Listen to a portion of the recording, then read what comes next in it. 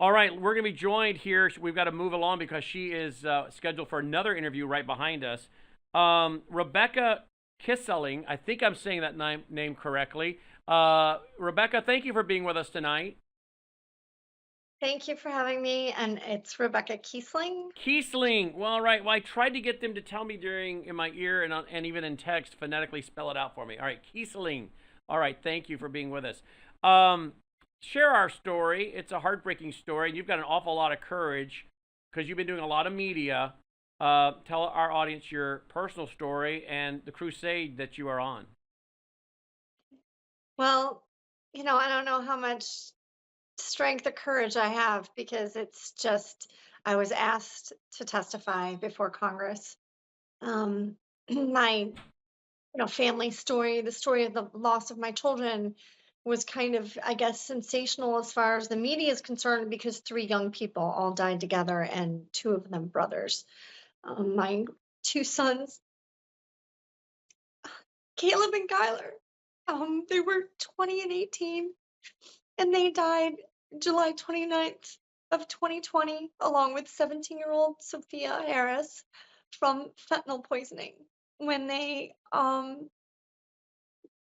got some fake Percocets that were zero Percocet. They were fentanyl, and their drug dealer got 8 to 15 years for killing three people. Mm. I was told that, this came across the southern border. It's coming from China.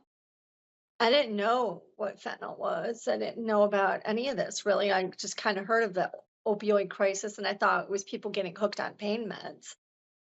I didn't know about fake pills. I didn't know about the presses from China as the police began to explain to me how they're able to replicate pills to look like the real thing. And so because our story had all of this attention at the time, people knew about me. And so Congressman Mark Green had me do a podcast with him last summer, and he promised to do something about this. And then we were on national television together last summer. And then when Republicans gained control of the House, he became chair for the first time of the Homeland Security Committee. And so this hearing was actually his very first hearing as chair. And he had me and two other people as witnesses. And the Democrats just had somebody from the Cato Institute, which was pathetic. Mm. Um. Wow. Well, I think our audience obviously has the same reaction I have. It's heartbreaking, and we do think you're courageous. I don't know how you come on television and talk about it. I mean, I've got three kids. I couldn't. I'm not sure I could do this. What is your mission? What are you trying to do in memory of your kids, and what are you trying to warn other parents about, and of course lawmakers? Oh, I would much prefer to like spend my time telling good memories from their childhood and talking about the kind of boys that they were.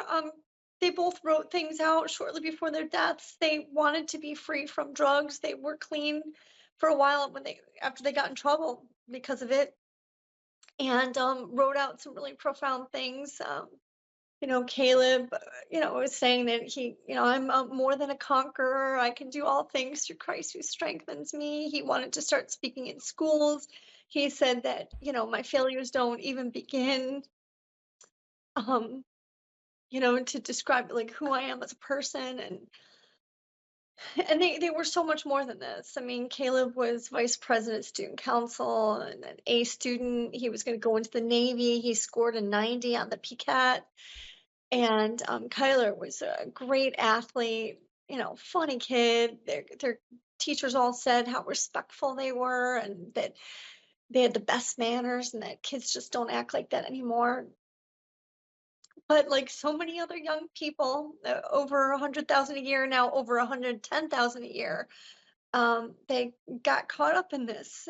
Um, Is it Rebecca? Is it something they get caught up in because it's a peer pressure thing? Everyone's trying it, so it gets passed around. They try it.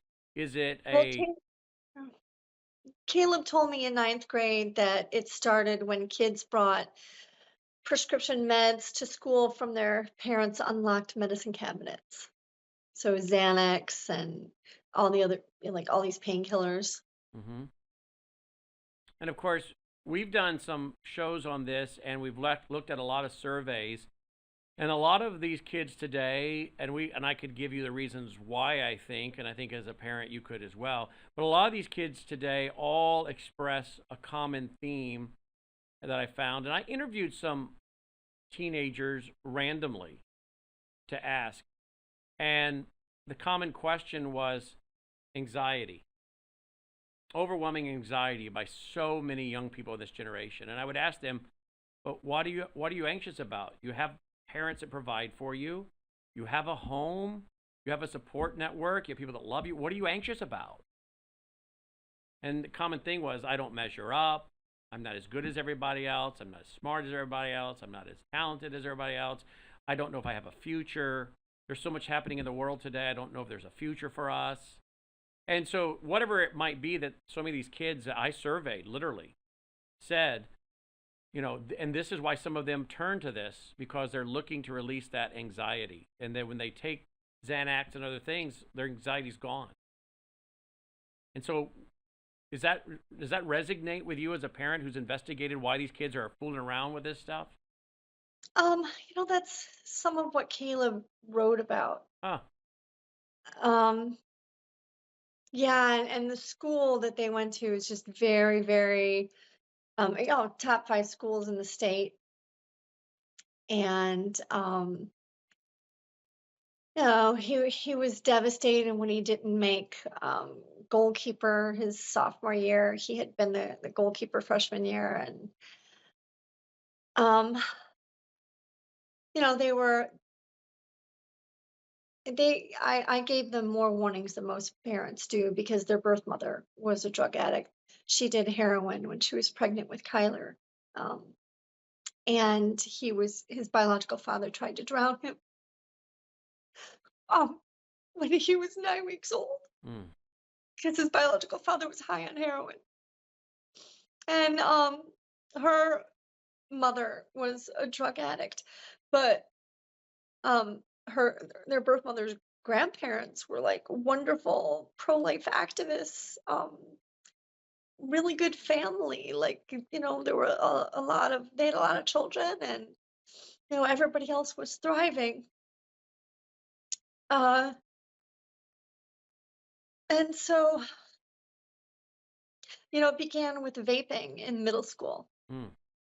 And unfortunately, their biological uncle, we had an open adoption. Honestly, I wish I hadn't under these circumstances, but we knew the family. So, and their biological uncle introduced them to vaping, and Oh, he died a month after them. He was doing fentanyl on purpose. He was found with a patch on his arm, and they hadn't seen any of them in like 6 years, but their birth mother died 6 months after them. I know you've got a hard out here, so I don't want to keep you too much longer. We've been doing broadcasts, Rebecca, on how China is providing these precursor chemicals to the Mexican cartels to make this and then bring it into the U.S. We got Yeah. this open border, and we're gonna have a retired border agent on tonight who's gonna tell us what he saw. He's written a book. It's like so many of our politicians, they want the border open. You're a racist now if you don't The, want the the border open. Democrats. Yeah. Let's be clear, the Yes. Democrats. Yes. And it was really disheartening at the hearing. They were saying there's a lot of fear mongering going on. Well, 110,000 US citizens are dying every year. You should be afraid. I mean, other parents are telling me that they're scared so much for their children. And they have reason to be. And then they're saying that it's xenophobia, Right. and that we've got it under control. We're having more drug busts than ever before. They estimate it's only like 13% of what comes across is being caught, being apprehended, and for them to think like, oh, we've got we've got it together, everything's going to be okay. It's not. The numbers are growing, and when he opened the border, when he came in, that fentanyl deaths rose 22% under Biden in his first year, and now he mocks me. Whoa, we just lost you for a second. Wait a minute. You said he mocks you? Did you see how he was laughing? Was that at you? He said that he was talking about Congresswoman Marjorie Taylor Taylor Greene, Greene. yes. Yeah, she misspoke when she said that my children died, during his administration, essentially. Um, and I mean, there were tens of thousands who died, additional tens of thousands who died the first year he came into office. As I said, fentanyl deaths went up 22%. But my children died 7 months beforehand. And so she misspoke when she said that. Well, he was addressing a bunch of Democrats and he said, "Oh, and she says that, I killed this poor woman and she says I killed her children. Turns out they died under the last administration." Who does that? Who does that? And I demanded an apology. I did a video, and he was asked about it today, or I'm sorry, at his press conference, press secretaries asked about it. He said he's not issuing any apology, and because it wasn't directed toward me. And let me tell you, all the parents and the support groups I'm in are furious. Oh, They're I bet. livid, and a bunch of them, their children did die under his watch. Oh, I had so many meetings today that I just saw the headline, but I didn't realize he was speaking specifically about your boys. Yeah, yeah. I saw the headline, but I did not know specifically. Oh, Rebecca. He's a horrible human being. Who acts like that? What's wrong with them? Hmm. Somebody said, "Oh, maybe he just like misspoke with his word." Like, you shouldn't have to think about things like that. And that shows where his heart is, and that Absolutely. shows why he's not doing anything because he doesn't care. He really doesn't. Well, particularly when you've been apparently bought and paid for by the Chinese that are the ones helping to send this over to our country to kill our Americans and our And kids. honestly, he's a population control guy. That's He's right. part of the whole That's right. pro-abortion, That's right. humans are destroying the planet. So it's like it's horrible to even speak these words, but it's like this. I think for some of them, they just want to. They're happy to thin the herd. I can't disagree with anything you're saying. I can't. Do you have a website where people can support your message and your campaign? Because I'm assuming you must be running an organization now, right? Well, I'm a pro-life activist. My organization is Save the One. We have a global network of over 1,200 who were conceived and raped, like me, and women who became pregnant by rape. And and also people who were told by doctors to abort. So we specialize in defending all the so-called hard cases through our personal stories. My birth mother tried to kill me at 2 illegal abortions. Um, so that's my organization, Save the One. I don't have an organization on this. And But that people are is like, that the website savetheone.com? yeah, and mine is RebeccaKiesling.com. But if you're interested in this issue, I've just been posting stuff on Facebook. So Rebecca Kiesling on my personal page and on my Rebecca Kiesling Pro-Life Speaker page. I've been posting information on this, sort of stuff. I mean, there's already a lot of good established organizations that advocate on this issue, and I'm going to be like attending some things and trying to network more. It was overwhelming to try to really be involved because like people are like, "Oh, this is going to be your cause," and I don't want to keep remembering my sons for how they died. This is so painful. I can't even tell you, this is so painful. It's really hard to survive this.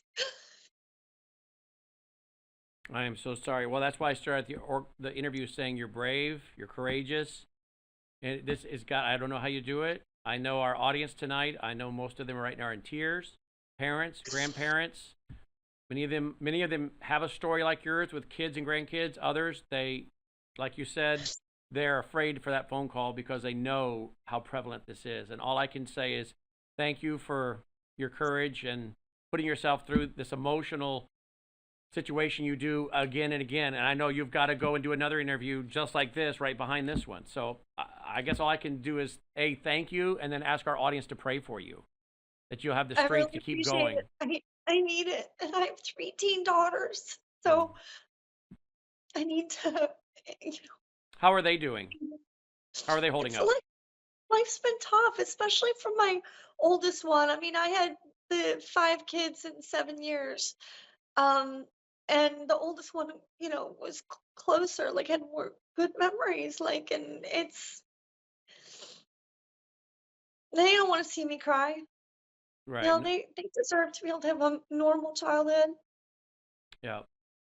Well, we're going to ask our audience to pray for your family, for special strength for you, particularly as you do these interviews.